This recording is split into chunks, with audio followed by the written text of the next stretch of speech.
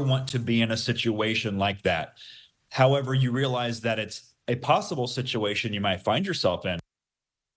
First responders throughout Central Illinois are coming together after a challenging last couple days. Good evening, I'm Brendan Morano. And I'm Karina Rubio. Following 3 separate officer-involved shootings this week, first responders throughout the area came to debrief through a community support initiative meeting. WCI3's Jack Crum is in our newsroom. Jack, who was at this forum? Karina, police, EMS, and dispatch from 7 counties across Central Illinois got the invite to tonight's meeting. The initiative is put on by the Anchor Point, or TAP for short. They wanted to give first responders and their families the area for the stress they handle every day.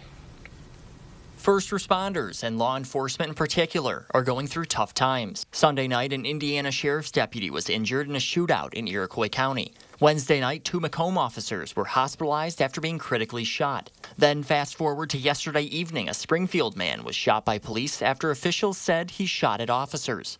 Now the impacts of the week are being felt in departments across the state.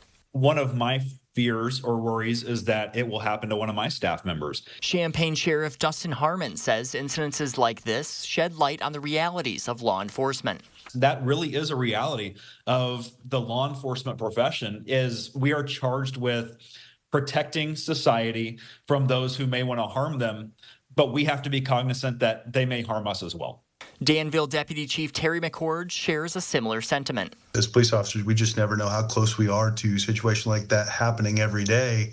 Events like this is why the Anchor Point called for a meeting tonight in Champaign. For so long, we've been reactive to it, right? So something bad happens, then we go get the help we need. We're trying to change that to fight the stigma. TAP President Michael Jenkins says they want to help first responders debrief after critical instances. The typical person experiences 3 to 5 traumatic events in a lifetime. The average first responder experiences 3 to 5 a month. So if you extrapolate that over 20 years, at minimum 700 traumatic events. And we all know chronic stress leads to all kinds of medical problems, mental health problems.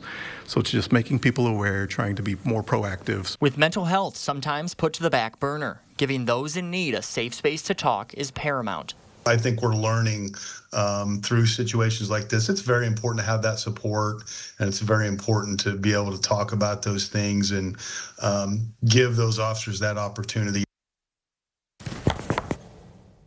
By TAP that involved first responders from multiple counties. Jenkins says it's his plan to hold more in the future. Reporting in the newsroom, Jack Crum, WCI3, your local news leader. All right, Jack, thank you.